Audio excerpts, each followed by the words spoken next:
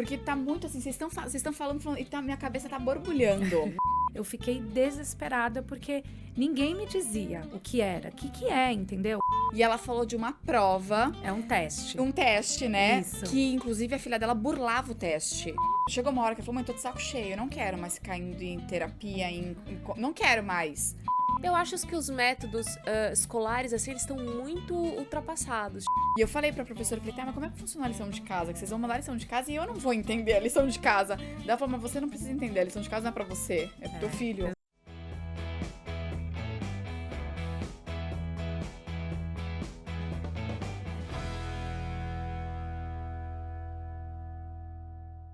Oiê! Estamos aqui com mais um A Mãe Tá Off pra vocês, diretamente dos estúdios da Inexperiência, comigo, Rubia Baricelli. E comigo, Paola Guaraná. Hoje voltei pedinte de novo, né? No episódio passado eu tava meio, não quero ficar pedindo, hoje voltei pedinte. Então se você tá assistindo a gente pelo YouTube, se inscreve no nosso canal, curte, comenta, compartilha. Se você quiser só alguns cortes, porque a vida tá corrida, as crianças estão puxadas. Então acessa como é que é o Instagram? @mãetaoff.podcast em todas elas. Se estiver vendo a gente pelo YouTube, é só apontar a câmera do seu celular aqui pra esse QR Code que vai direto pras nossas redes sociais. E se estiver ouvindo a gente no Spotify, não esquece de dar suas 5 estrelinhas, né, Paola? É isso daí, avalia porque ajuda o conteúdo a ser enviado pra mais gente, a ganhar visibilidade, enfim, se você curte, se você gosta, se você acompanha nossos conteúdos, ajuda a engajar e a ser entregue a mais pessoas.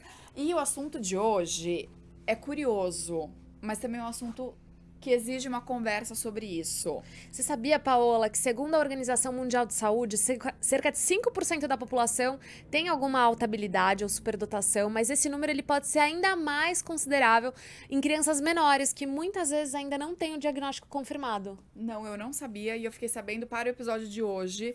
Então a gente tá recebendo hoje uma jornalista que é mãe da Sara e do Davi, e a Sara foi diagnosticada no ano passado com superdotação. É isso, né? Então, para conversar com a gente sobre o assunto, Priscila Gomide, seja muito bem-vinda. Obrigada pelo convite e obrigada pelas fotos. Eu acho isso uma delicadeza, né? A gente chegar aqui e dar de cara com os nossos filhos. Pra você se sentir em casa. É isso, torna o ambiente acolhedor. Muito obrigada. A gente agradece. Bem-vinda. Obrigada também por vir aqui conversar de um assunto tão, sei lá, delicado, vamos chamar assim, né? Um pessoal, pessoal, né? Exato. Acho que é mais Sim. pessoal e confiar na gente por vir falar sobre isso. Sim.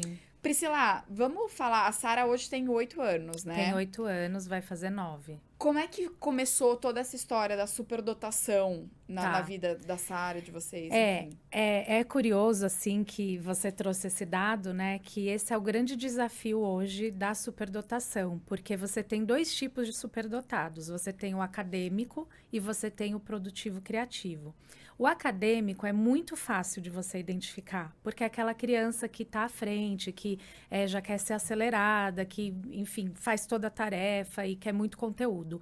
O produtivo criativo, ele geralmente tem um índice, que é a gente pode falar depois dos índices que vem na avaliação neuropsicológica, mas tem um índice de uma inteligência, se chama inteligência fluida, que é aquela inteligência que não depende de referencial. Então, eles criam muito, eles são produtores, eles são criadores. E essa criança, ela não engaja na parte acadêmica. Por quê? Porque ela não suporta a repetição, porque ela cria primeiro na cabeça dela, por que ela vai aceitar algo que já foi criado? Então, assim, é muito difícil identificar. Então, o caso da Sara não começou com nada que se parecesse com superdotação, né? O caso da Sara, a gente, até, enfim, essa história, a gente foi para um hotel em julho do ano retrasado, né? Então, começou em 2023. E eu fui para um hotel que nem todo mundo vai. Tipo, vou com meu marido, vai ter uma recreação legal, deixa ela lá e tal. Só que eu coloquei um AirTag nela, uma pulseirinha, por minha causa, porque eu ficava, eu quero relaxar, então eu quero saber onde ela vai estar, né? Num hotel grande. E aí, pronto. A AirTag foi o gatilho de tudo. Porque hoje eu sei, né? Na época eu não sabia. A AirTag e situações assim que você põe a criança, por exemplo, vou falar da AirTag. A AirTag fez o quê? A criança superdotada, com alto índice de velocidade de processamento, a gente vê o neurotípico, né? Vê 3 opções, ela vê 50. Então, o que a AirTag fez? Eu posso me perder, a minha mãe pode sumir, ela tá pondo AirTag porque vai explodir aqui, porque isso... Entendeu? E isso causa o quê? Ansiedade. Uma forte crise de ansiedade. Então, a Sara foi na recreação, resumindo, porque aí foram vários dias, ela chorava e tal. E aí, teve um dia que esse hotel fez tipo uma apresentação no palco, que as crianças se preparavam, tal. E aí eu olhei ela no palco e eu vi a cara dela, assim. Ela tava assim, tipo, o que eu tô fazendo aqui, entendeu? Ela tava apavorada. E peguei do palco ela chorando muito. E aí eu falei, gente, o que é, né? Porque ela sempre foi uma criança muito sociável, muito alegre, muito pra cima. Dali em diante, a Sara mudou completamente a criança que ela era. Ela começou a ficar com crise de pânico, ansiedade, e ia pra escola, ficava... Por 6 meses, eu fiquei 40 minutos parada na porta da escola com ela chorando e não conseguindo entrar. Ela perdia todas as primeiras aulas. E aí, o que parece isso? Pra mim, eu achava que eu tinha que investigar... uma coisa de depressão, de TAG, que é o transtorno de ansiedade generalizada, e eu tinha certeza que tinha algum traço de TEA, que ela tinha algum traço de autismo. Eu tinha certeza, assim, dentro de mim eu falava, eu acho que é isso. E aí, bom, a gente foi investigar, veio uma psicóloga lá em casa, ela fez 8 sessões, uma psicóloga comportamental, ela veio em casa, foi na escola, e aí ela narrou um fato pra gente, falou, olha, eu tava na casa de vocês, e a Sara criou uma amarelinha muito complexa, e eu sei porque eu tinha jogado com ela no dia anterior. Era um negócio, assim, altamente criativo e lógico, sabe? Tinham vários números, aí você tinha que ir com o pé direito, não sei o que, tinha uma lógica, outro esquerdo, aí você jogava 2 dados, você somava, sabe? Um negócio hiper complexo. Ela falou... Teve isso, e o mais surpreendente foi o como ela resolveu rápido, ela encontrou uma solução para um problema, porque elas jogaram um dado e um dos dados caiu pela escada, perdeu. E ela não quer perder tempo, né? O superdotado tem isso, não quer perder tempo. E aí ela fez, não, peraí, para não parar a brincadeira. Não. Aí ela pegou rapidamente, ela escreveu de 1 a 6 num papel, recortou, fez bolinhas, falou, esse é o novo método, joga para cima, pega 1, você sabe qual é o número do dado. Então, assim, ela criou um método para que ela solucionasse aquela situação. E aí, com tudo que ela acompanhou na escola também, ela veio para a gente e falou assim, olha, eu estou descartando o TEA e eu estou dando uma hipótese diagnóstica de altas habilidades. Eu nunca tinha ouvido falar em altas habilidades. Eu já tinha ouvido falar em superdotado, porque a gente vê até programa do Luciano Huck e tal, mas assim, altas habilidades, eu falei, gente, o que é isso, né? E aí eu comecei a pesquisar, a procurar. Aí a gente vai voltando no tempo, né? E eu lembrei que a Sara foi muito precoce em várias coisas, que ela falava umas coisas assim do nada que eram muito profundas. Então ela tinha 6 anos de idade, ela virou para mim e falou assim, acordou, olhou para mim e falou assim, mamãe, eu me pergunto, quem eu sou? Por que eu tô aqui? E o que eu devo fazer? Aí eu... Nossa, filha, essas são as perguntas mais importantes da vida. Eu tô me perguntando isso até hoje, né? Então, eu fui, né, rememorando e fui. Mas aí, a grande questão é que o Brasil não está preparado para esse diagnóstico. A gente não tem profissionais gabaritados, são muito poucos. Deixa eu só te perguntar uma coisa. Antes, no período dela da escola, por exemplo, ninguém notou nada que te alertasse alguma coisa. Tipo, olha, tem alguma coisa aqui que é diferente. Vou até complementar. Que é acima do normal, vamos chamar assim. Ou algum sinal mesmo, porque você tá relatando que foi, tipo, uma virada de chave mesmo, né? Tipo, foi a AirTag ali, uma crise de ansiedade e tal. Não teve alguns sinais antes de que dava pra ficar atento e falar... Ou não tinha essa percepção ainda, talvez, da atenção? Eu tive sinais, mas assim, a Sara estudava em escola socioconstrutivista. A escola socioconstrutivista, ela cria... Porque assim, o superdotado, ele é 50% da genética, você é superdotado, só que para você desenvolver seu potencial, você precisa de outros 50%, que é o meio. Se o meio não potencializa, não te dá oportunidade, o que acontece? Esse superdotado cresce frustrado, com depressão. Tem muitos casos de suicídio, né? Depois eu falo melhor sobre isso. Então, assim, é o meio. E as escolas que a Sara estudou, ela estudou em 2 escolas excelentes que eram socioconstrutivistas. E essas escolas proporcionavam para ela um ambiente. Então, sim, ela fazia esculturas, ela faz até hoje, de argila muito elaboradas. Ela tinha uma comunicação muito precoce, as professoras me chamavam, e uma vez eu até fui chamada, ela tinha 2 anos, a professora me chamou e falou assim, olha, eu queria te falar o seguinte, acredita no que a sua filha diz. Aquilo, pá, porque você trata a criança do tipo, será que é isso mesmo que ela tá falando? Será que, né? Acredita no que sua filha diz, porque eu nunca vi uma criança tão certa do que ela quer. Ela é certeira. Só que você ouve isso e você... Eu sempre fiquei assim... acho que é coisa da minha cabeça, né? Toda mãe acha o filho, né? Sim. Toda mãe... Ai, nossa, o meu filho é demais, o meu filho é o melhor, o meu filho... E eu me barrava com isso, sabe? Eu falava... Acho que é da minha cabeça. E como eu tive uma infância... Eu era garota propaganda na infância, né? E aí, isso me marcou profundamente, me traumatizou, na verdade. E eu não queria fazer isso com a Sara, sabe? Colocar ela num lugar de destaque ou falar que ela era demais, nada disso. Então, eu olhava essas coisas, mas eu passava adiante, eu falava, beleza. Quando ela entrou numa escola que não é socioconstrutivista, que foi assim que acabou a pandemia e as escolas reabriram, a gente achou que ela estava solta demais na socioconstrutivista. E solta mesmo, assim. A escola era no meio de uma floresta, a gente não encontrava a Sara, entendeu? Ela ia, ela subia, você não encontrava. E aí a gente começou, nossa, acho que é melhor ela direcionar. E a gente colocou ela numa escola bilíngue. E aí foi lá que a gente... os problemas começaram a aparecer. Porque geralmente é isso. A criança superdotada, você vê muitos adultos tardiamente diagnosticados, eles falam, eu sempre fui mal na escola. É uma dicotomia tão grande, porque as pessoas não entendem o que é superdotação, até porque o termo tá errado. É que eu acho que tá muito vinculada à genialidade, né? Então, você pega uma criança, que tem uma superdotação, mas que, por exemplo, vai mal em matemática, física, você fala, não é. Porque superdotação tá ligada à genialidade, inclusive intelectual, na escola. Então, eu, na minha humilde ignorância, pra mim é isso, né? Um superdotado, que também não tá certo, né? Mas assim, um superdotado, cara, é um gênio que só tira 10 em tudo, A né? palavra Exato. em si, né? O Exato. termo. A palavra, ela tá errada, gente. Assim, eu gravei um vídeo sobre isso. Ela está errada, porque o Brasil, a gente tá atrasado 50 anos no tema, né? Então, assim, o Brasil pegou na época que começou a discutir isso, já atrasado 50 anos, e pegou da onde veio, que veio de pesquisadores americanos. Até tem pesquisador romeno e tal, francês, mas todos fizeram pesquisas em conjunto, né? Então, surgiu nos Estados Unidos a palavra gifted, primeiro.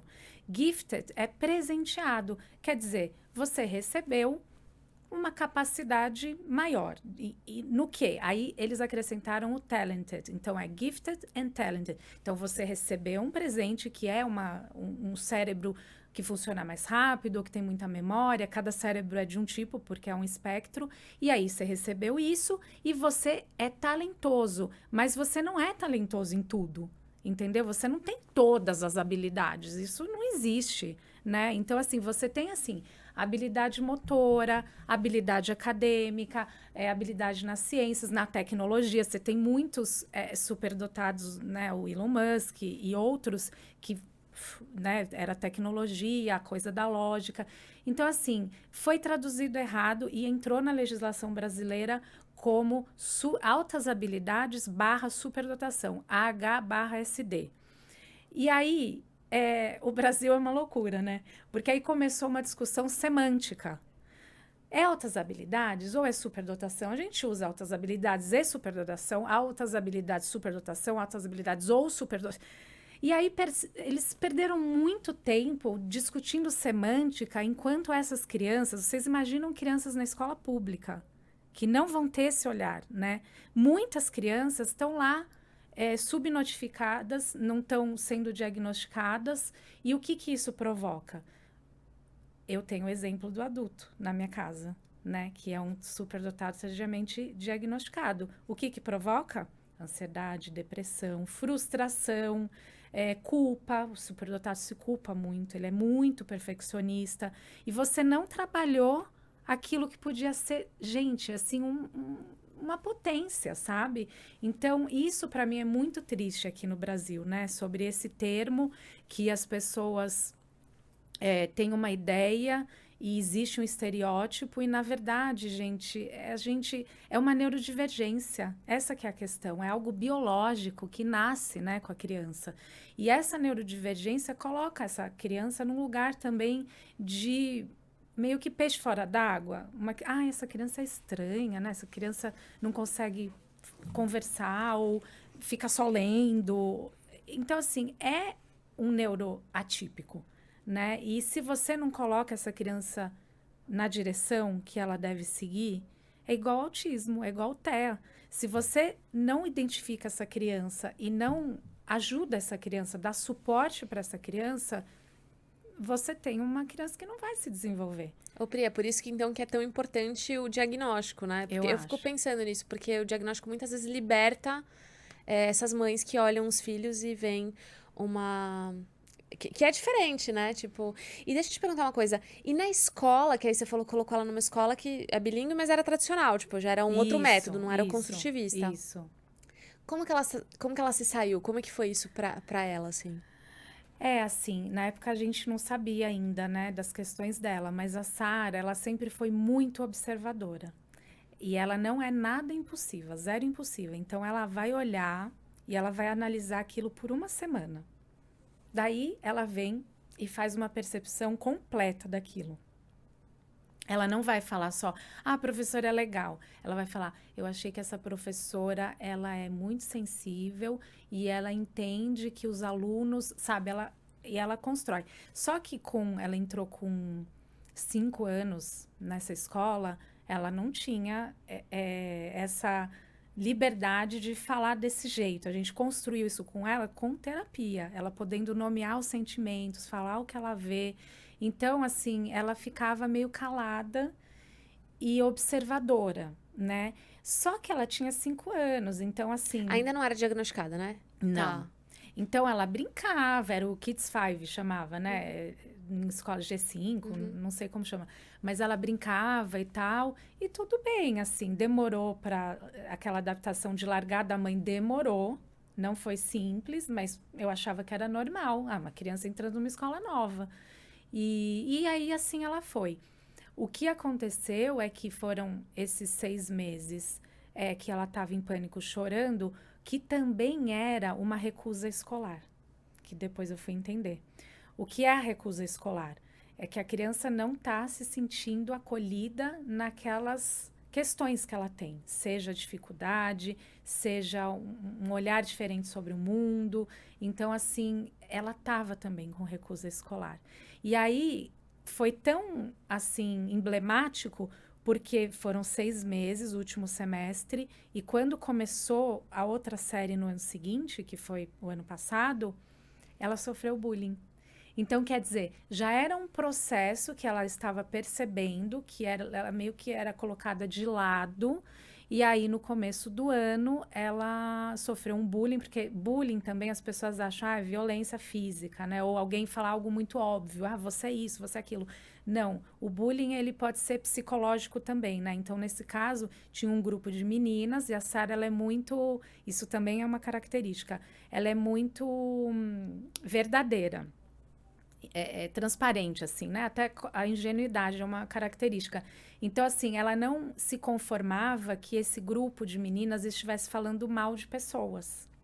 Então, o grupo se unia para falar mal de professor, para falar mal da amiga. E aí, quando foi falar mal de uma amiga que ela tinha carinho, ela foi dizer e disse para a amiga, querendo proteger a amiga. Aí pronto, aí ninguém falava mais com ela, ela chegava no grupo, o grupo se deslocava, tinha uma menina que falava, sai daqui, sai daqui.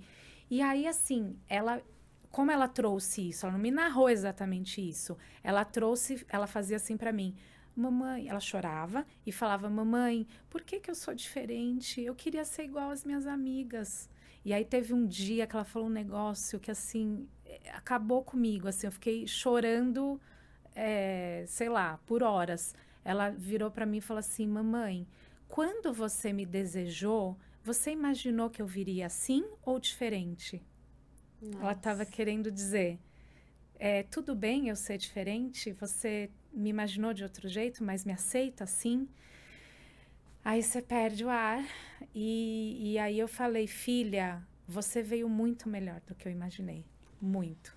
Agora, eu vou falar um negócio, porque tá muito assim, vocês estão falando, e minha cabeça tá borbulhando. Então, assim, não me entendam mal. Tá. Mas você não acha isso um negócio dificílimo? Porque, assim, cara, várias coisas que ela tá falando da Eu Sarah... me identifico também, aham. Então, Dele. assim, eu acho isso de uma dificuldade como mãe monstruosa. Porque, assim, você tá falando assim, porque ela fez uma pergunta ali sobre, pra quem ouvir. Gente, pra mim é a Helena. A Helena. Entendeu? Ela ficou 6 meses chorando pra entrar na escola. Gente, o Matheus era isso. Meu marido ficava 1 hora, 2 horas pra conseguir entrar na escola. Porque ele ficava... Então, assim, a minha dificuldade é quando você sai de algo que é natural da criança pra uma percepção de, tipo assim, tem alguma coisa diferente aqui. Porque, assim, repito, eu não sei se eu sou extremamente ignorante, mas, assim, muito do que você tá me relatando, eu falo, cara, mas eu vejo isso em outras crianças, eu vejo isso na minha casa, eu vejo... Então, assim, da onde... A minha pergunta é, assim, o que tá... Nossa, eu tô, assim, muito, porque, assim, ou eu sou extremamente leviana, ou de repente, assim, tá, mas tem algumas coisas que são normais, não são? Então, assim... A sua pergunta, outro Paola, olhar. é perfeita. Perfeita. É o seguinte, primeiro que é um tema muito novo. Muito novo. Então, assim, você tem muitos diagnósticos que são de TDAH ou de TEA, que na verdade não são. Não são. São Sim. AHSD, é uma criança superdotada. E aí, como é que você identifica isso, né? Não é a mãe olha e fala... tá bom, tô vendo aqui tem alguma diferente. Minha filha tá sofrendo, vou investigar. E aí você, né, levei na psicóloga e ela disse, hipótese diagnóstica, altas habilidades. Eu nunca tinha ouvido falar. E aí você fica perdida, que é exatamente isso que você tá sentindo. Você fica perdida, você fala assim, mas quem é o profissional que vai me dar a certeza? Eu não posso dizer com uma hipótese diagnóstica que o que a minha filha tem é altas habilidades. E outra, né, Priscila, eu acho que a gente tá hoje vivendo, e eu acho que isso, eu tava conversando até com uma mãe na escola ontem, a quantidade de mães, gente, você pega assim, uma turma de 15 alunos, gente, mais da metade daquela turma, não da nossa escola, mas assim, de amigas, mais da metade daquela turma, a escola já indicou, leva no psicólogo, essa criança pode ter alguma coisa. Então, assim, a gente tá vivendo, eu acho, hoje, um excesso de diagnósticos, que talvez não sempre reais, que começa a deixar todo mundo meio perdido, assim. Daí tá, me deu um diagnóstico. Tá, mas será que esse diagnóstico é real? Será que tem isso? Mas meu filho também tem. Gente, eu não sei, mas assim, eu tô até meio, sabe? Tem uma coisa muito triste, eu concordo com você, e a solução para isso são o quê? Bons profissionais. Excelentes profissionais, mas não um profissional generalista. Quando você tem dor de barriga, você vai no gastro. Quando você está com problema no olho, você vai no oftalmo. Então, não adianta você pegar uma criança, é muito específico. O TEA é muito diferente do TDAH. Aí você pega e você vai numa neuropsicóloga que é generalista. TOD, TEA, tal, isso eu reconheço tudo. Não é verdade, entendeu? Precisa ser muito especialista. E aí é muito triste ouvir, né, quando você... Porque eu tenho o laudo, eu vou explicar para vocês sobre o laudo, mas você tem o laudo, isso é muito triste ouvir assim, não, mas isso aí é moda. Diagnóstico é moda, muito diagnóstico. Porque você fala, gente, então a pessoa não está entendendo nada que eu estou explicando, não está conseguindo compreender. Porque, assim, eu acho que sim, tem, mas a gente precisa olhar também que a ciência evoluiu, sabe? Isso é muito importante. Então, eu tenho uma cunhada que é especial, né? E assim, a gente nunca teve um diagnóstico fechado, mas a gente acha que é muito parecido com autismo e tal. E assim, ela na época dela, ninguém nunca, ela tem a minha idade, nunca ninguém conseguiu dar um diagnóstico para ela. O que que fez com que ela não tivesse o diagnóstico? O que que provocou nela? Perdida, entendeu? Assim, ninguém sabe como ajudar. E aí hoje a ciência avançou, né? A neuropsicologia avançou, a neurociência avançou. Então hoje você entende como o cérebro funciona e você consegue identificar coisas que no passado você não conseguia. Mas sim, o que aconteceu é que, nossa, então tá, tem uma explicação porque o meu filho é tão levado. Ele é muito bagunceiro e levado. Não, ele tem TDAH. Não. Né? O que a gente precisa fazer? Que foi a minha jornada e foi por que eu decidi começar a falar disso na minha página. Porque, de verdade, assim, eu falei, eu não quero que as pessoas passem pelo que eu passei. Eu fiquei 1 ano e meio apavorada, eu tive síndrome do pânico, eu troquei de remédio 3 vezes, eu fiquei desesperada porque ninguém me dizia o que era, o que é, entendeu? E aí, qual é o caminho? Que eu indico hoje o caminho direto, porque eu fui psicóloga comportamental, psiquiatra, uma psiquiatra recomendadíssima, que eu gastei uma grana, que eu gastei tempo e não conhecia a HSD. Falei, gente, então... E disse assim para mim, pode ser TDAH. E eu tive que dizer para ela o seguinte, mas doutora, TDAH a criança não tem que ser impulsiva? Aí ela fez assim, ela ficou desconcertada, ela fez assim... tem. Eu falei, a Sara é 0 impulsiva. A Sara pensa 1000 vezes antes de fazer uma coisa, ela analisa tudo. Aí ela, sabe? Não sabia, fiquei 1 ano e meio. E aí, para onde a gente deve ir? Avaliação neuropsicológica, ponto. Com quem? Excelentes profissionais. Eu não... Isso é uma prova? Como assim? Essa avaliação é uma prova, porque a gente recebeu uma convidada aqui, a Karen, que ela tinha... Que, na verdade, os 2 filhos dela são diagnosticados com superdotação. E ela falou de uma prova... É um teste. Um teste, né? Isso. Que, inclusive, a filha dela burlava o teste. É isso. Aí, como é que você faz com uma generalista que não entende que a criança superdotada burla o teste? Não faz. A criança vai burlar, você vai ter perdido, gastado dinheiro, feito 5 a 8 sessões, e aí vai vir o diagnóstico errado. Porque ela falou, gente, a gente fazia e o resultado não vinha. Daí a gente foi entender que ela burlava o teste. É isso. Manipula, claro. É chato. O teste é chato. O superdotado não quer ser passado por teste. Então, o que eles fazem?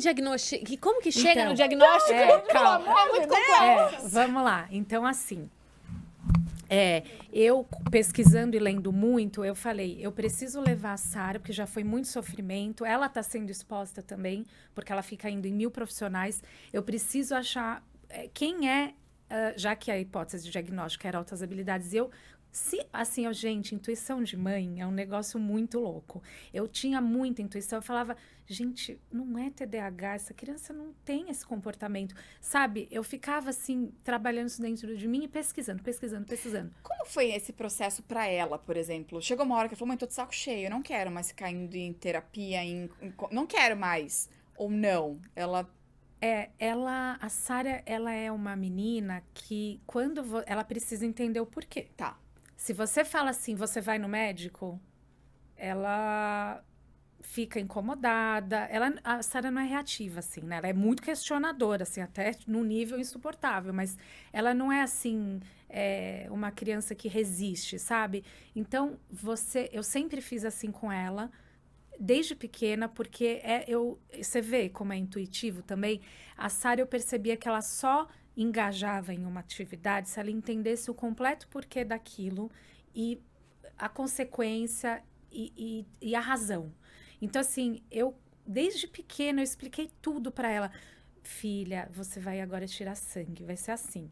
A gente vai num laboratório, vai ter uma enfermeira, a enfermeira vai pegar a sua veia, vai colocar uma agulhinha, vai dar uma picadinha, vai doer um pouco. Eu nunca falei não vai doer um pouco. Então, assim, isso faz com que ela sinta-se confortável com aquilo. Então, eu sempre expliquei muito para ela, né? Então, a gente falou de muito, assim, com muito cuidado.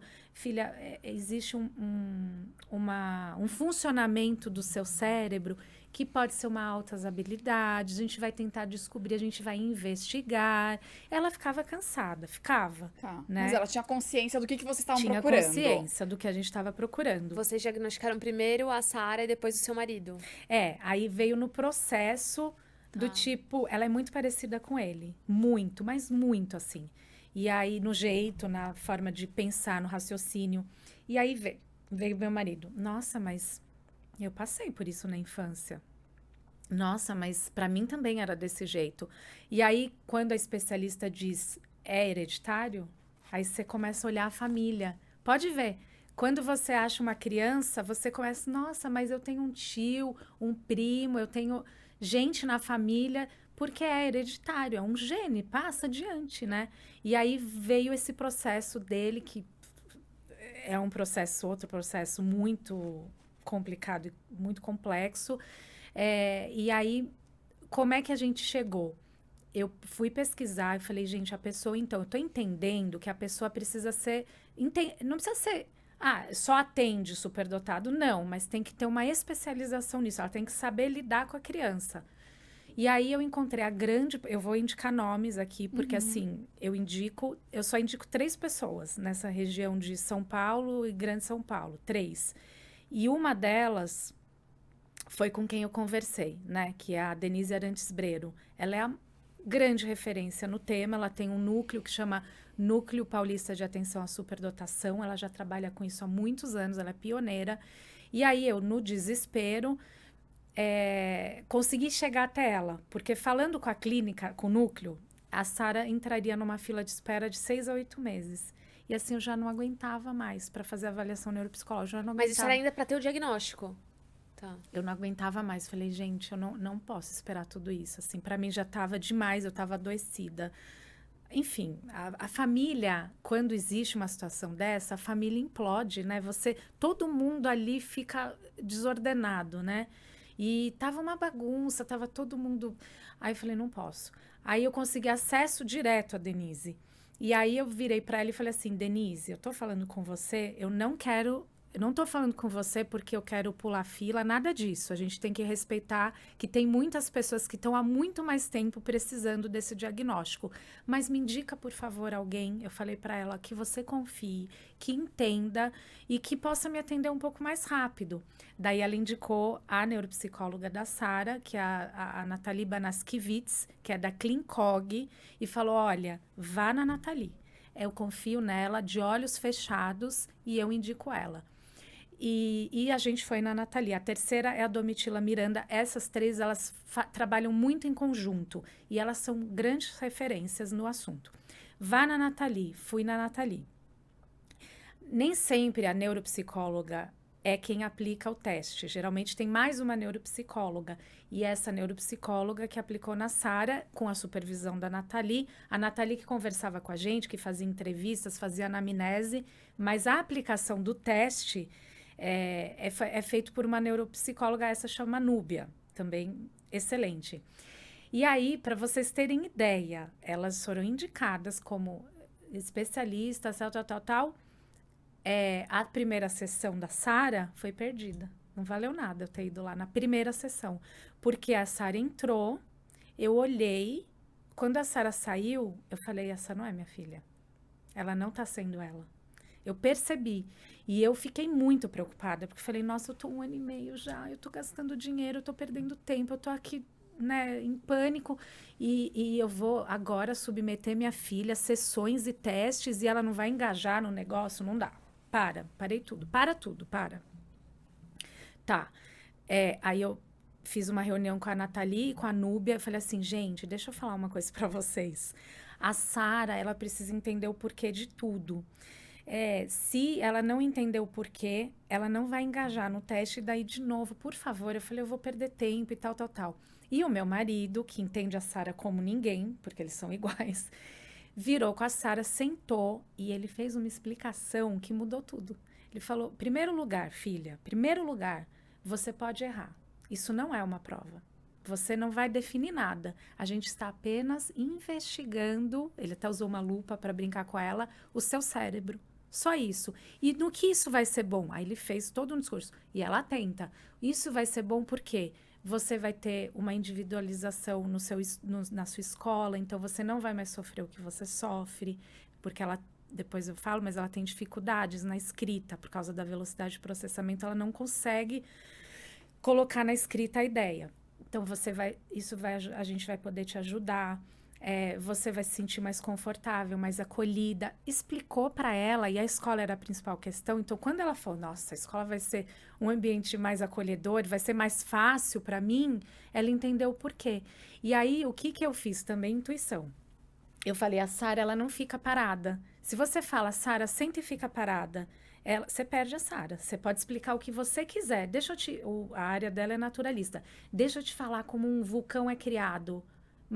Mas fica quieta, sentada, não se mexe. Não vai prestar atenção. Agora, se ela tem um fidget toy, que é um brinquedo para inquietação, se ela tem uma bola no pé, se ela tá tal, aí ela consegue. Porque aí ela descarrega essa velocidade de processamento no corpo e aí ela tá prestando atenção. Mas você sabia que isso é interessantíssimo, porque eu tenho ansiedade também, e a Helena não tem, mas todas as crianças hoje em dia, gente, né, sei lá, e a Helena usa muito o fidget toy pra, tipo... Na escola das crianças tem uma caixa, todas as salas têm uma caixa só com brinquedos pra pra prestar isso. atenção, isso é tão legal. E Tem gente que tem elástico, as crianças Isso, podem elástico na exatamente, cadeira. maravilhosa essa escola. Já tem tudo isso. Uhum. Que bom. Porque nem todas as escolas são assim, né? As escolas nem entendem muito. Falando em escola, aí você pegou esse diagnóstico, aí chegou na escola da Sara e falou o seguinte, o diagnóstico é esse. Que tipo de adaptações, como a escola recebeu isso, que tipo de adaptações a escola precisou fazer, se precisou, não sei como é que funciona, a professora... No TEA tem, né, que você coloca, você tem que ter um profissional pra... Na verdade, assim, a criança... A escola, e eu chego aqui, a escola, sendo bem sincera, a escola não recebeu bem. Porque a escola não conhecia. Você vê que incrível? Não conhecia. Então, a escola falava assim... Não falava, mas eu sentia que a escola era meio que assim... será? Mas ela não vai bem em português. Viu? Era a percepção que Entendeu? eu falei, né? Será? Essa criança não pode ser superdotada, né? Então, eu percebi esse sentimento, né, passado para mim, e eles foram muito resistentes em alterar a metodologia deles para adaptar. Muito resistentes. Então, eu falava, não, mas ela precisa usar fidget toy. Tá, mas assim, 1 por dia ela leva, não pode ser brinquedo, não pode... Eles punham muitas barreiras, entendeu? E eu falava, gente, vocês não podem mandar lição de casa para Sara. Lição de casa com o superdotado é o maior drama para a mãe, de quem é mãe de superdotado. É um inferno, pensa no inferno. Eu choro, metade das lições que eu fiz com a Sara, eu saio chorando, de verdade. É impossível fazer lição. Porque, primeiro que vem um conteúdo repetitivo, porque a lição geralmente é o que ela já viu na sala. Ela não quer fazer. Simplesmente, ela corre na sala, ela planta bananeira, ela não engaja, e eu desesperada e tal. Hoje eu sei como lidar, mas não sabia. Então, era desesperada. E eu falava, vocês não podem passar uma lição de casa de um conteúdo que ela já dominou. Manda uma pesquisa. Será que ela... Eu falava, não pode fazer uma pesquisa? Tipo assim, faça uma pesquisa sobre... Está falando de imigração, os portugueses, na série dela estava falando, portugueses que vieram para o Brasil.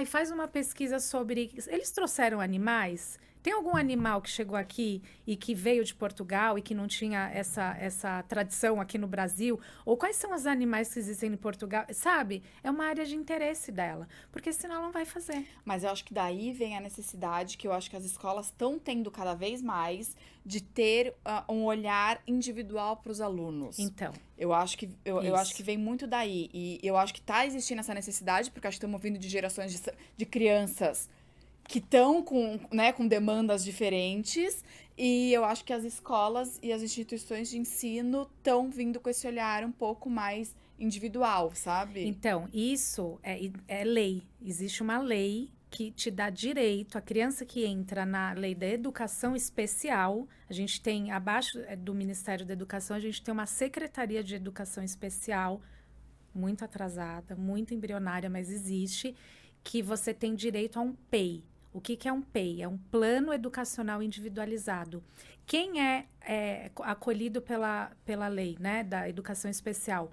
TEA, TOD, TDAH, outras questões, né, de dificuldade de aprendizado, dislexia e tal, e a superdotação. A questão é, qual escola sabe que a HSD também é contemplado pela Lei de Educação Especial? Pouquíssimas. E a escola dela, da minha filha, não sabia. Eles não falaram, mas eu tinha certeza que eles não sabiam. Tanto que eu passei o ano passado inteiro brigando com a escola, porque a Sara tem uma... Não é rigidez cognitiva, mas não tem rigidez cognitiva. Isso é um erro que se acha sobre o superdotado. Mas como eles hiperanalisam tudo, é muito desgastante para eles mudarem de lugar. Porque você está aqui, você já hiperanalisou tudo, você já sabe essa cadeira como você senta, se é confortável ou não com essa mesa, para onde você olha para a câmera, aí tem uma luz, a cabeça deles assim. E daí pronto. Então aqui é o lugar onde eles se sentem confortáveis. Familiarizou com o ambiente. Familiarizou. Aí você vai falar, não, mas vamos para uma outra sala? Aí ela trava. Não, mas, putz, eu vou ter que entender tudo da outra sala. Porque eles não conseguem agir na superfície, eles aprofundam, isso é muito desgastante. Então ela fala, nossa, eu vou ter que aprender tudo sobre tudo, não quero. Então ela não queria sair da escola. Então eu lutei para falar, escola, vocês têm que se adaptar à minha filha. E Ru, eu acho que se a gente tá falando de educação, eu acho que tem tudo a ver a gente falar do nosso parceiro agora do mês de fevereiro, então vou pedir uma licença pra gente falar do Kumon, que tem mais de 1.500 unidades espalhadas pelo Brasil. É um método de estudo com o propósito de desenvolver autonomia e fortalecer o potencial de cada aluno. É isso mesmo, Paola. No Kumon, as crianças aprendem inglês, português, matemática e até japonês com planejamento de estudo individualizado. Eu fiz Kumon de matemática e português e eu desenvolvi habilidades para além do ensino, sabe? Eu acho que habilidades cognitivas, para mim, foi muito bom. E o melhor é que o método vai muito além das disciplinas. O Kumon ajuda no foco, na concentração e na confiança, que são habilidades essenciais para qualquer fase da vida. Vivian Amorim, que é embaixadora do Kumon, tem um recado pra gente. Vamos assistir? Para escolher o melhor na educação dos filhos, é preciso uma boa dose de confiança. A minha mãe escolheu o Kumon para fazer parte do meu aprendizado e agora a minha filha aprende com o Kumon. Eu sei que, assim como eu, ela vai desenvolver concentração e autoconfiança, além de todo o aprendizado escolar. Tudo isso seguindo seu próprio ritmo. Então, minha dica de mãe: aproveite o início do ano e matricule agora o seu filho. Você vai ver, quem faz Kumon aprende pra vida. É isso aí que a Vivian falou, e o mais importante de tudo é que o Kumon permite que cada criança aprenda no próprio ritmo, desenvolvendo independência e confiança. E a boa notícia é que o Kumon tá com matrícula grátis até dia 20 de março, então se você aí tava esperando o momento certo, a hora é agora, aponta a câmera do seu celular aqui no QR Code que vai direto pro site do Kumon, né, Paola? Então não perde tempo, acesse www.kumon.com.br, encontre a unidade mais próxima da tua casa e vai lá e aproveita esse grande aliado na educação dos filhos. E voltando a falar sobre a escola da Sara, conte tudo. E agora? Aí você lutou esse ano todo e agora esse ano ela continua na mesma escola. Daí a gente ficou naquela, muda, não muda, muda, não muda. Meu marido não acredita em nenhuma escola. Ele fala, a escola não... Desculpa, gente, eu falo isso e aí eu sou tão criticada nas minhas redes sociais, mas quero que vocês entendam que você tá falando de um neurodivergente que foi tardiamente diagnosticado. Ele fala, escola não serve pra nada, eu nunca aprendi nada na escola. Não é o que eu penso. Ô, Pri, mas você não acha que os métodos... Mas isso eu acho que, assim, isso é até uma opinião pessoal, tá? Eu acho que os métodos escolares, assim, eles estão muito ultrapassados. Tipo, Muito. porque é isso, Mas, você gente, tem uma mas necessidade... tem escola que tá... Mas é porque, assim, eu acho... Não só que... Gente, olha lá, não vou fazer nem público da escola. Mas a escola que meus filhos estão, eu acho que é diferente. O da Helena também, eu tive uma Porque, reunião assim, de pais... isso, eles são hiper focados na criança, tanto que, assim, ó, o meu filho foi agora pro 3º ano, ele vai começar a ter prova agora, e as professoras já falaram, gente, a prova pra gente é só uma coisa, porque assim, foi super mal na prova, e durante o ano a gente tá acompanhando aquela criança todo dia, vê, Não poxa, repete. esquece, a prova é um pedacinho micro da nossa super avaliação anual, que todo dia, todo momento eles estão sendo avaliados, que já é super diferente da minha época. Você podia ser super atenta, fazer lição de casa, né? Cara, se foi mal na prova, você se ferrou. Até do feed A toy, avaliação que é aquilo. a pediatra da Helena falou isso, agora você falando da escola, Cara, eu a acho escola assim, das crianças, super toda a legal. sala tem. E é o cantinho do Maravilhoso. relaxamento. E ali eles têm uma Nossa. caixa, bolinha de apertar. Aí é umas mesas que tem elástico, nas Nossa, crianças e depois que você precisam. vai me contar que escola é essa, Conto. no Então, particular. assim... então, assim, eu acho que tem escolas que estão entendendo isso. Então, Eu as outras acho, vão e- ficar pra trás. Mas eu acho que assim, eu acho que a maioria, na verdade, eles estão, né, eles estudam tendência, tal, vão, se Deus quiser, mas eu acho que assim, esses métodos realmente, porque, e eu fico pensando isso, até em relação ao Kumon, assim, que foi uma coisa que me ajudou muito. Eu tenho déficit de atenção e o método do Kumon me ajudou muito a outras habilidades, que não era, eu era criativa, né, eu sou criativa, eu não tenho tanto foco, né? Então me ajudava naquela coisa, sabe, individual, de... Cara, era muito legal, assim, pra mim, foi muito bacana. Mas eu tô falando isso por causa da Sara. Inclusive, desculpa, eu tô super interrompendo, mas inclusive você era uma aluna que não ia bem na escola, né? Eu não ia bem na escola, é verdade. Mas por isso que eu tô falando que o Kumon, além dele me ajudar na escola, ele me ajudou a desenvolver outras habilidades, entendeu? E isso é muito interessante. Sim. Porque tem outros métodos também pra fazer essa complementação, né? Escolar, porque é obrigatório.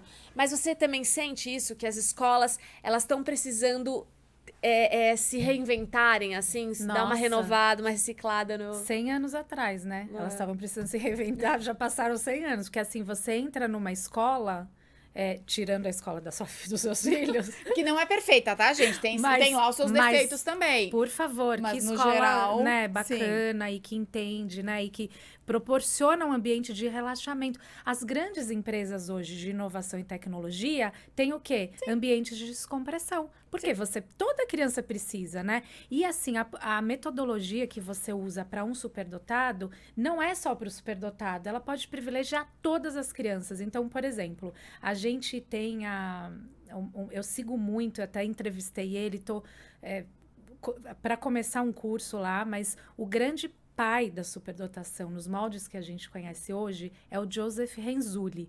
Todo profissional neuropsicólogo, né, vai conhecer o Renzulli e vai seguir o Renzulli, né? Alguns questionam ele, mas porque não entendem uma certa coisa que característica dele que é muito específica. Mas assim, o Renzulli, ele criou o método dos 3 anéis, que significa o quê? Primeiro que ele não fala criança superdotada. Gifted, não fala, ele fala comportamento gifted and talented. E ele faz o quê? Ele era um professor, ele tá hoje com 89 anos. E ele tem 4 faculdades dentro da Universidade de Connecticut, que foi um dos primeiros estados que investiu em educação especial para superdotados, mas a gente está falando lá de mais de 50 anos atrás, eles já tinham isso. E aí, o Joseph Renzulli, ele fez o método dos 3 anéis, porque ele era um professor de matemática, e ele percebeu naquela época, falava, nossa, mas esse aluno aqui, ele é muito diferenciado, ele sabe mais do que eu. Um professor com a humildade de falar, ele sabe mais do que eu. E aí ele falou, não, peraí. Aí ele foi pesquisar, virou pesquisador, fez um lindo trabalho e ele hoje tem a teoria dos 3 anéis, que você identifica a criança por esses 3 anéis, mas você não identifica em laudo neuropsicológico. Essa é a grande confusão do Renzulli. O Renzulli não é neuropsicológico. Esquece, ele é pedagogia, psicopedagogia, né? Então os 3 anéis, capacidade acima da média, que eu acho o termo muito bom, que ao invés de usar superdotação, a gente devia usar capacidade acima da média. Então, a criança tem a capacidade acima da média, tem criatividade, que é o quê? Solucionar problemas. Hoje, solucionador de problemas é a grande habilidade do mercado de trabalho, por exemplo. E a terceira é comprometimento com a tarefa. Essa terceira, as pessoas confundem muito, porque aí vem o seu caso. Mas ela não tem comprometimento com a tarefa, ela vai mal na escola, tá bom. Mas, por exemplo, me fala algo que você goste de fazer. Alguma área que você goste mais. Para dormir, Rúbia. Esporte? Não sei. Esporte, perfeito. A Rúbia, ela não tem comprometimento com a tarefa porque ela não vai bem na escola. Tá, mas coloca ela numa aula de educação física. Ela vai ter o comprometimento. Então, o comprometimento não é com tudo. É humanamente impossível. É com áreas, matemática, ciência, esporte. O esporte, inclusive, eu acho que devia ser 50% do tempo da escola, né? Você aprende a ganhar e perder, você aprende a trabalhar em grupo. Nossa, assim. Mas aí, então, o Renzulli, ele criou o quê? Um método de enriquecimento curricular, que é bom para quem? Para todos. Não é só para o superdotado. Então, você pega uma sala, a escola dos seus filhos, você pega aquela sala, 20 crianças, talvez, 20 crianças. Tá, aí você vai falar o seguinte, o professor vai estar atento às habilidades de todas as crianças. É um sonho, óbvio, eu sei que ainda é irreal para o Brasil, mas seria esse o ideal. Vai entender a habilidade de cada criança e vai investir individualmente em todas essas crianças. Não importa se ela tem capacidade acima da média ou não, não importa, porque você vai desenvolver aquilo que ela tem de melhor. Então, assim, o método dele, do enriquecimento curricular, é isso, ele fala isso. Na entrevista que eu fiz com ele, ele fala isso. Ele fala, seria bom para todas as crianças, né? Então, voltando à escola da Sara, quando foi, você vê como eles mudaram, porque, olha, gente, eu tipo acionei até, vou entrar na justiça, sabe? Sim. Porque eu já estava desesperada. Entrou um outro menino superdotado também, da sala da Sara, e ele foi acelerado, que você também pode acelerar. Não é o caso da Sara, mas você pode. E aí, esse menino, ele foi acelerado. O menino, eu não gosto... Acelerado é o quê? Quando você passou Passa em pra frente, pular um ano, tá? pula um ano. O que, assim, é louco isso aqui no Brasil, né? Porque como você não consegue dar suporte no ano que a criança tá, a solução, então, acelera. Porque esse conteúdo já tá fácil, então você acelera. Mas o ideal seria que essa criança tivesse mais conteúdo na própria série com as mesmas crianças da idade, sabe? Enfim, essa é uma discussão polêmica também. Mas aí, eu não gosto de falar de QI. Mas esse menino, ele é um superdotado profundo. Ele tem um QI altíssimo, sabe? Que daí é intelectual. Ele é intelectual, acho que sim. Tá. Ele é acadêmico, né? Isso. Acadêmico. E aí acelerou. Chegou no final do ano passado, que eu já estava com toda essa briga na escola, e eu já... Engraçado, né? Que esses neurodivergentes, eles se reconhecem, né? Então, a Sara e ele, fizeram amizade, aí fui conhecer a mãe. Aí ela me explicou, aí a gente... as duas conheciam a Denise Arantes Breiro. E aí, esse menino foi reprovado. Reprovado não, ficou de recuperação. Eu fiquei enlouquecida. A Fernanda, não sei nem se eu podia ter falado o nome, mas enfim, essa minha amiga, ela me ligou desesperada, me ajuda, porque ele está trancado no banheiro, chorando, falando que ele não serve para nada, que ele é um inútil, e para que então ele foi acelerado, que ele é burro. Aí aquilo, gente, eu não consigo, assim. As pessoas falam, Pri, escolhe suas brigas, sabe? Fica só no seu microcosmo, ajuda a sua família. Eu não consigo, não consigo. A pessoa me manda mensagem no privado do Instagram falando, eu moro aqui no sertão, não tem nem psicólogo na minha cidade, eu procuro alguém numa cidade próxima que foi indicado e que tenha, e indico para... Não consigo. E aí eu olhei para aquele caso e falei, gente, tá tudo errado. Tudo errado. Liguei para a coordenadora. Nossa, e descasquei. Daí falei assim, olha, deixa eu te falar. Como é que você pega um menino profundamente superdotado, que foi acelerado, quer dizer, ele já fez esse ano para ele fez prova para ser acelerado, que também é ilegal. Não pode fazer prova para superdotado. Vamos fazer prova para ver se ele pode ser acelerado. Não, a lei não contempla a prova. Fizeram ele fazer prova, ele passou em todas as provas e quando chegou no fim do ano, ele ficou de recuperação. Falei, deixa eu te falar. Isso aí tá errado, vocês não sabem como lidar, vocês não estão sabendo avaliar a criança. Porque, por exemplo, se você for avaliar a Sara escreve um texto, Sara, ela vai ser reprovada. Agora, se você virar para ela e falar assim, Sara, você pode discursar sobre esse tema? A sala inteira, isso não sou eu que estou falando, porque eu não gosto, né, de ficar, minha filha, não sei o quê. Mas assim, foi a professora, ela falou, Priscila, a Sara, ela vai na frente da turma e ela fala, a turma inteira para, assim, para ouvir. Mas põe ela para fazer uma redação. Ela não vai fazer, ela não consegue. Então, assim, como este menino está sendo avaliado? Então, eu fiz uma briga, blá, blá, blá. Mas aí, eu acho aquilo que a gente falou do PEI. Eu acho que eles não sabiam, nunca me falaram, mas tenho quase certeza que eles não sabiam que a superdotação também está acolhida pela lei da educação especial. Quando virou o ano, que eu já tinha brigado, já fiz grupo de mães, de crianças neurodivergentes, sabe? Dei uma... Aí eu voltei esse ano, eu cheguei com, sabe, aquela monte de pedra no bolso. Já cheguei e falei, olha, porque isso, blá, blá, blá. Aí a coordenadora virou para mim, puseram uma coordenadora só para cuidar dessa área de educação especial. Aí ela virou... Na escola tem isso também. Entendeu? Olha que maravilha. Não tinha na Na escola tem dela. uma coordenação Não só pra inclusão. tinha. Aí ela, não, eu que vou cuidar, tal. Aí ela viu eu reverberando, tá. E aí ela virou pra mim e falou assim, eu posso te entregar o PEI daqui 2 semanas?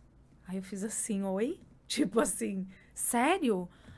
Aí, sabe, quando você até relaxa assim na cadeira, eu falei, claro. Ela, daí você analisa junto com os profissionais que acompanham a Sara, vê se você está de acordo. Eu nunca tive esse tratamento na escola.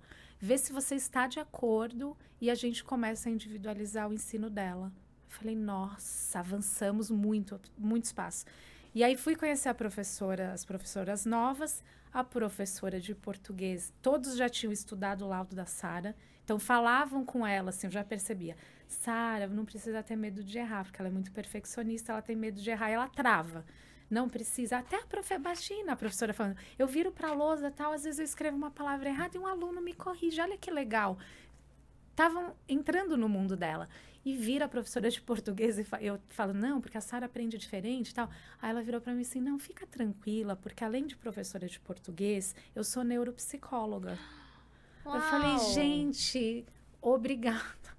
Né, ouviram as minhas preces, porque é muito desesperador para uma mãe ver que o filho não consegue se adaptar, não consegue ser acolhido, né?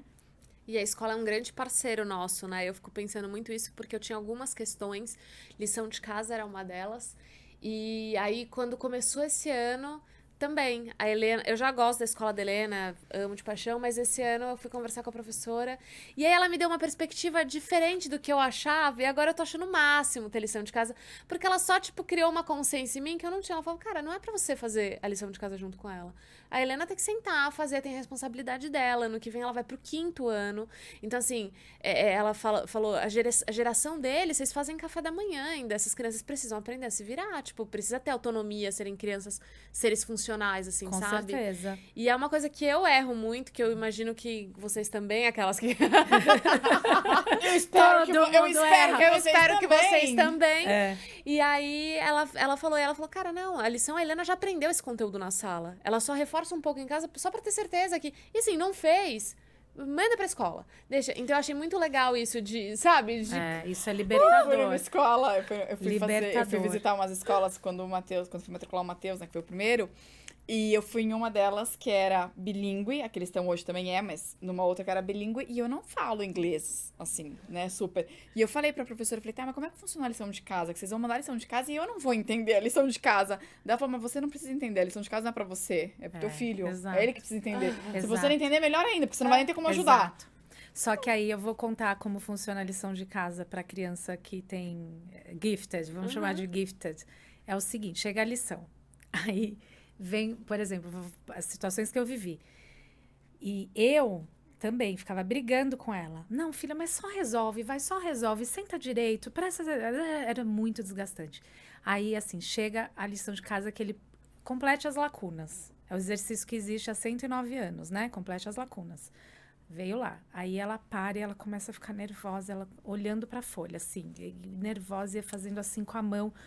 E eu falo, filha, aconteceu alguma coisa, né? Você tá, né, ansiosa e tal. Aí ela, não, mamãe, eu tô inconformada. Inconformada. Quem criou esse tipo de exercício? Quem planejou desse jeito? Por que que eles põem essas lacunas desproporcionais à palavra? Eles estão tentando enganar a gente?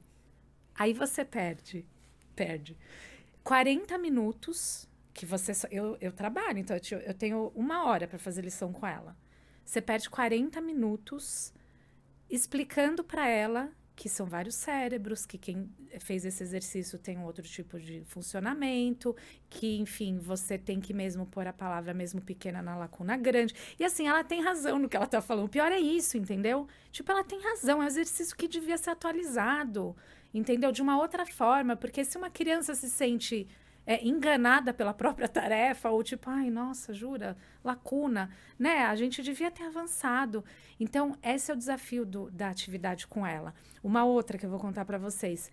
Chega um exercício de como fazer uma redação. Eu ia super bem em redação.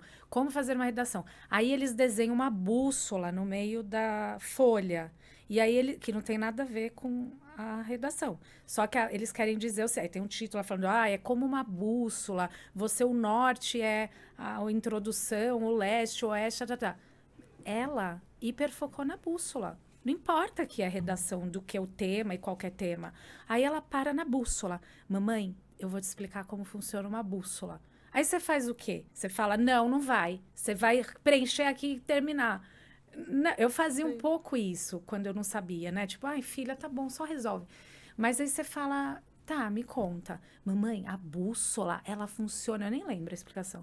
Assim, e não sei o quê, e daí vira. Olha, eu vou te mostrar uma situação, como se a gente estivesse na floresta. Mamãe, tô na floresta, olha. Aí eu me perdi. Finge que ela tem muito bicho de pelúcia, isso tem a ver com a sensibilidade da neurodivergência.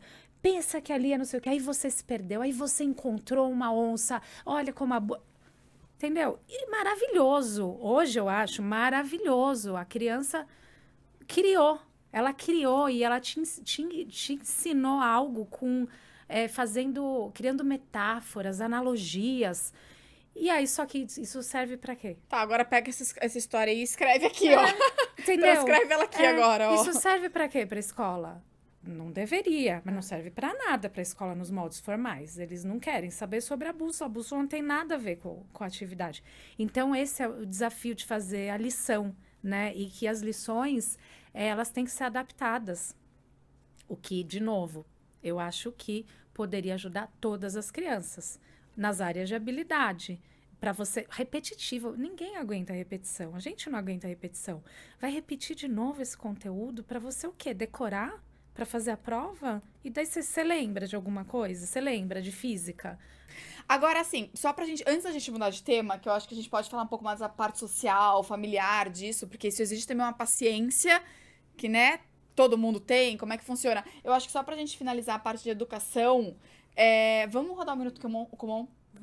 Eu fui lá numa unidade do Kumon e eu gravei um vídeo mostrando um pouquinho de como é que é lá, sobre a estrutura deles, o método deles. Então, vamos assistir. Pode rodar aí o Minuto Kumon, por favor.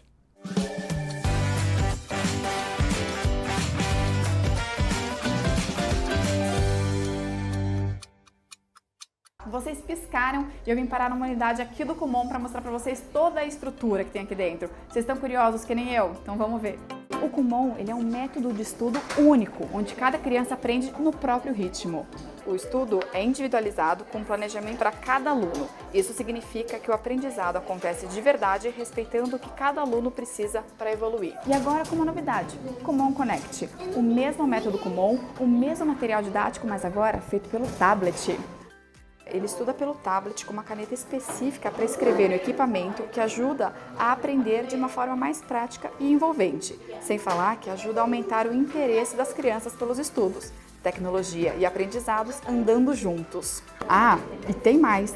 A correção dos exercícios é feita de forma remota, agilizando o retorno para os alunos seguirem evoluindo nas lições. E o acompanhamento dos orientadores, tanto nos estudos em casa quanto aqui na unidade, continua o mesmo. E o que é melhor, os pais podem acompanhar o progresso dos filhos de um jeito muito mais fácil. Acesse kumon.com.br, encontre a unidade mais perto de você e agende uma avaliação gratuita. Kumon, quem faz, aprende pra vida.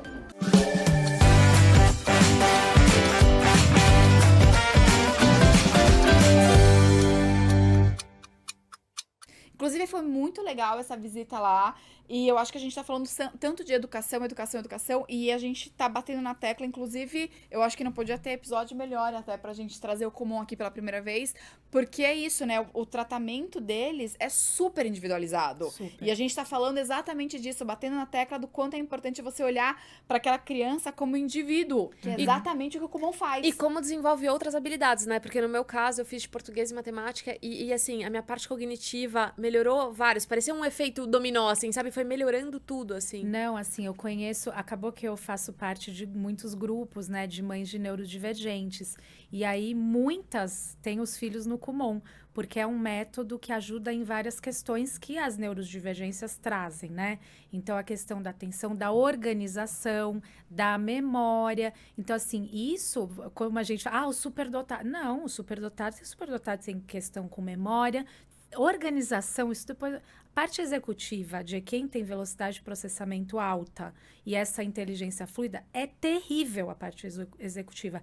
E eu acho, já ouvi muito, né, os pais falarem isso, de que o Kumon ajuda demais. É um dos métodos, por exemplo, que eu acho que as escolas deveriam também acolher para falar, olha, a gente não está aqui só nesse formato que já existe, né? A gente está oferecendo novas possibilidades de a criança aprender, né?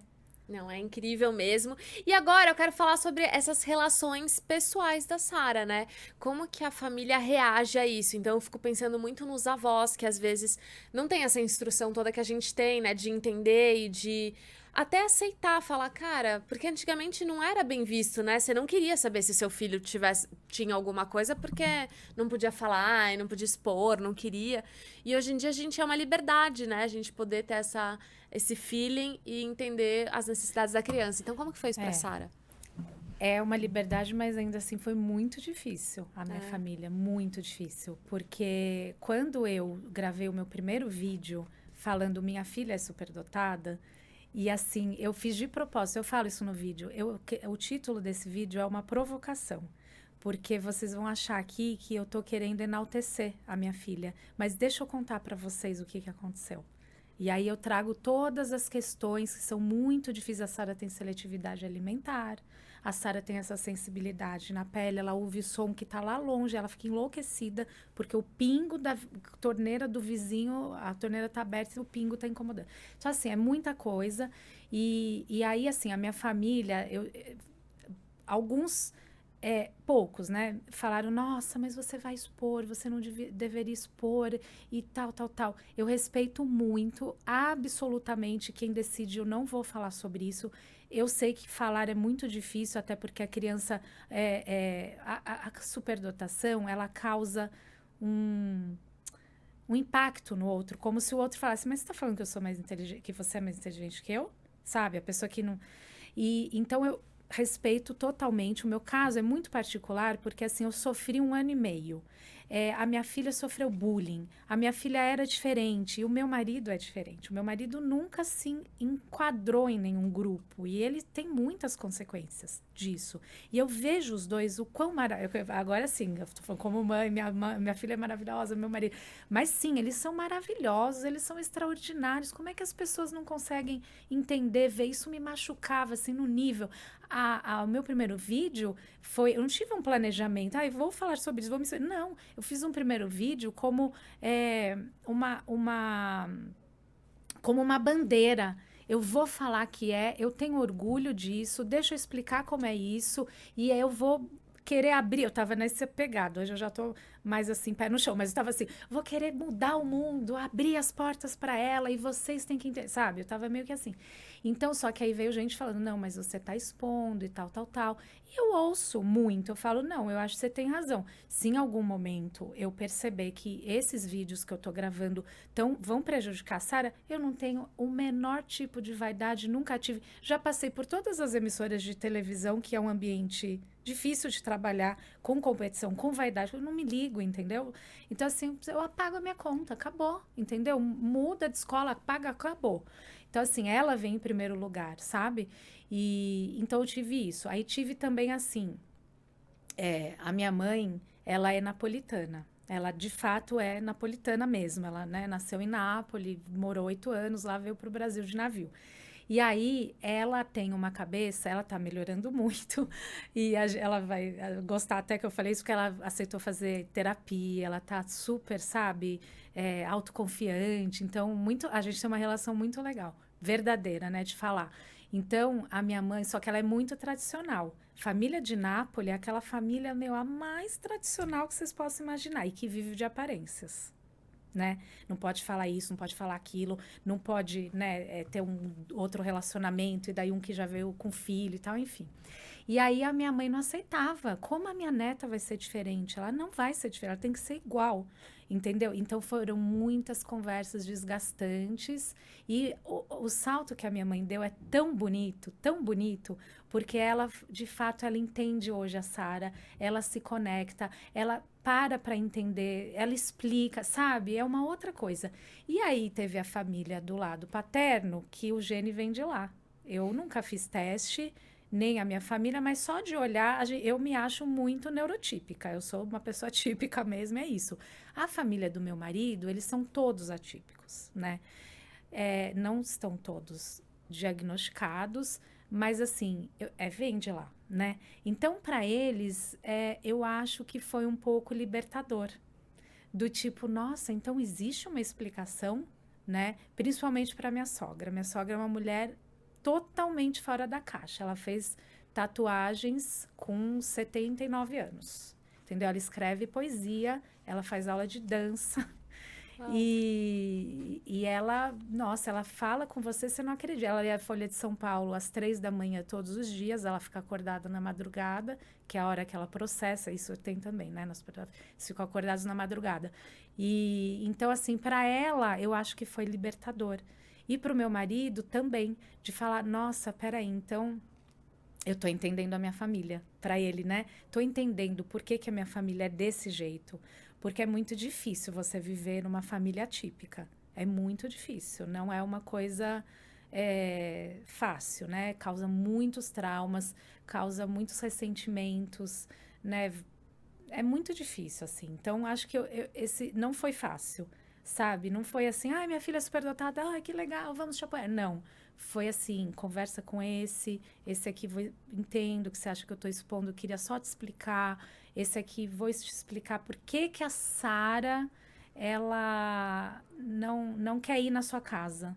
Tinha isso também, né? Porque você grita com o seu marido ou seu filho e a Sara não suporta. Ela me disse isso. Ela falou, mamãe, eu não quero mais ir na casa tal, porque ele grita. E eu não concordo com o jeito que ele trata não sei quem, entendeu? Então, assim, tem isso. E eu não vou falar, não, vai de qualquer jeito. Não, Sim. Tá bom, filha. Então, com a família foi difícil. Hoje tá melhor, bem melhor. E nem faz tanto tempo, né? Mas tá melhor, assim. Eu acho que é isso. Eu acho que todo mundo tá. Eu acho que são coisas novas, são diagnósticos novos, né? Você fala, a gente tá 50 anos atrás. Eu acho que tem muita coisa nova. E que a gente vai. É um passinho por vez, né? Eu acho que é isso. As escolas vão se adaptando, as pessoas também, né? A família vai entendendo um pouco mais. O diagnóstico daqui a pouco vai ficar um pouco mais fácil, né? Porque à medida que tem mais gente diagnosticada, talvez, assim, eu vendo o nosso episódio hoje, mais alguém se identifique. Acontece muito. Exato. Então vai mais em busca do diagnóstico. Com certeza. Até eu queria dar o final da investigação que você me trouxe, mas tá bom, e aí, como é que só você acha, ou o Renzulli lá com os 3 anéis é criativa? Não. Aí, qual que é o caminho para não... Essas pessoas... Acontece muito. Muita gente fala, nossa, eu me identifiquei. Então, assim, o caminho é direto no neuropsicólogo.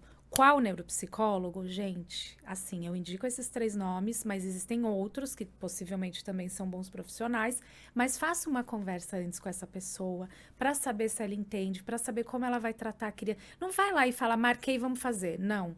Conversa com quem vai aplicar, fala do seu filho, né? Como que ele encara um teste, conversa com a criança, e aí pronto. Aí a gente, então, vai direto na neuropsicóloga. O que a neuropsicóloga faz? Ela... primeiro faz uma anamnese muito profunda, não é uma coisa assim de 1 hora, tá? Não é, se for, desconfiem. São várias sessões até ela entender, né, a questão. E aí, a partir daquela anamnese, ela direciona para um teste. É sempre o mesmo teste? Não é. Eles tem vários testes que são padrão ouro, são usados no mundo inteiro. Estados Unidos, Coreia do Sul, França, Espanha, Alemanha, no mundo inteiro. E aí você tem esses testes que essa neuropsicóloga vai falar, para essa criança eu vou usar esse aqui. Não é um, tá? São vários. Eu vou usar esse e aquele. Para essa eu vou usar esse e aquele. Então, assim, o teste padrão ouro hoje é um grupo de testes de um especialista romeno que ele naturalizou americano e ele criou há muitos anos também, em 1955, ele se chama, se fala Wechsler. As pessoas falam Wechsler, mas não é, Wechsler. E esse teste, ele criou o VAIS, que é um teste para adultos. Se eu não me engano, acho que é a partir de 18 anos, VAIS. Para criança, e esse se fala muito, né, é o VISC. O VISC é dos 2 anos e meio até, eu acho que é 17 anos e 11 meses, um negócio assim. Para essa faixa etária, 2 anos e meio, tal. Ah, meu filho não fala. Tem o Raven, que é um teste não verbal. Assim, a ciência avançou muito para identificar essas coisas. A Coreia do Sul, por exemplo, para a criança entrou na escola, todas fazem teste de avaliação neuropsicológica. O VISC é aplicado em todas. Por quê? Ah, porque eu quero identificar quem tem um QI maior? Gente, isso é uma bobagem. Não tem nada a ver com QI maior. O VISC e o VAIS, eles trazem 4 índices, que esses que importam. Não importa se o QI deu 140, não importa. 4 índices. Índice de velocidade de processamento, que é quanto rápido pensa. Índice de memória operacional, que aquele se lembra, se guarda informações. Índice de organização perceptual, que é a inteligência fluida, é aquela que não depende de referencial. E tem o índice de comunicação verbal, aquela criança que usa comunicação. Você vai fazer um teste que não é um pouco cansativo e também leva. A Sara fez 8 sessões. E aí, esse teste você vai identificar. Por exemplo, eu vou falar do exemplo da Sara, e de novo, não é porque eu estou querendo expor, mas porque eu estou querendo ajudar. A Sara tem um índice muito alto de velocidade de processamento e esse da organização perceptual, que é a inteligência fluida, muito alto, muito. Só que aí o que acontece? Essa área do cérebro que cuida dessa parte, ela fica sobrecarregada, porque ela usa muito, E aí o que acontece? A parte executiva, ela está correndo atrás dessa, ela não está alcançando. Então, esses índices de comunicação verbal e de memória, eles estão não tão baixos, mas eles estão discrepantes com esse, que é muito alto, entendeu? E o que você faz? Esses dois, eles mudam. Eles não vão ser... Por exemplo, você fez um teste, seu teste deu... A média, acho que do Brasil acho que é 90 e alguma coisa, né? A média de QI do brasileiro. Pouco importa, né? Mas só para exemplificar, 90, sei lá o quê, 95, 97. E tá, beleza. Aí, assim, esse número vai ser sempre esse? Não. E essa é a beleza de você fazer um teste neuropsicológico. Quando você descobre que o índice de compreensão verbal, esse caso da Sara, e da memória são discrepantes desse... Você faz o quê? Você coloca a sua filha na fono. Isso vai ajudá-la ao quê? A se comunicar melhor, a estar inserida na sociedade, a entender por que aquilo é feito daquela forma. Então, assim, você tem coisas a serem trabalhadas. Então, muitos pais, e isso é uma tragédia, que tem a ver também com a palavra superdotação, que é outra tragédia, muitos pais querem, eu quero ver o QI do meu filho, o QI alto, o QI do Elon Musk. Gente... Por favor, assim, isso é o maior crime que pode ser cometido contra uma criança. Inclusive, a criança não deve saber do seu índice até os 12 anos de idade. Não tem maturidade para lidar, né? Então, assim, isso é uma bobagem. O teste serve para você entender, inclusive o teste traz transtorno de ansiedade generalizada, que é o TAG, identifica ou descarta. TEA, identifica ou descarta. TDAH, identifica... Várias condições, né, com um profissional sério, e você vai ter lá um mapa da vida do seu filho. Eu não tive essa oportunidade, talvez eu tenha TDAH, não sei, mas eu não tive essa oportunidade. E você vai ter um mapa para facilitar a vida do seu filho, para que ele não fique frustrado, para que você entenda qual é a habilidade dele, para que você individualize a vida dele também, sabe? Então, eu até ia falar um negócio, esqueci, dessa coisa de ter... descartar ou identificar. Da dupla excepcionalidade, tem isso também. Há muitos casos de dupla excepcionalidade, que a criança tem TEA, e aí ela faz o teste, foi identificado TEA e superdotação, né? Tem gente que tem TDAH e TEA, tem gente que tem superdotação e TDAH. Então, isso se chama dupla excepcionalidade. Tudo que eu estou falando aqui é comprovado cientificamente, vem de pesquisa que já foi publicada, de ensaio científico. Então, existe isso também. E por isso a importância de você ir direto numa avaliação neuropsicológica, um bom neuropsicólogo. Isso se você achar que deve, né? Não é toda criança. Mas, meu filho, sei lá, tô querendo entender. faça a avaliação neuropsicológica. E aí a tragédia, outra tragédia, é que é caro. É caro. Então, assim, graças a Deus a gente tem condições, mas muitos pais não têm. Eu recebo muita gente falando que não tem. E aí eu indico a Mensa. Também quero falar da Mensa, que é a associação global, a maior associação de superdotados, e eles fazem uma coisa maravilhosa, que eles fazem uma triagem. Então, eles aplicam um teste que é menor que esses grandes e aplicam em massa. Gente, isso é muito maravilhoso. Então, eles marcam lá, em São Paulo, dia tal, teste em massa. E você vai lá, paga.